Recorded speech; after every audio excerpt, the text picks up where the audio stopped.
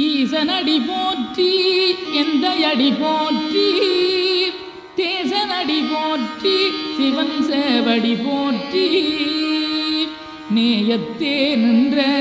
நிமலனடி போற்றி மாயப்பிறப்பருக்கும் மன்னனடி போற்றி சீரார் பெருந்துரை நம் தேவனடி போற்றி ஆராத இன்பம்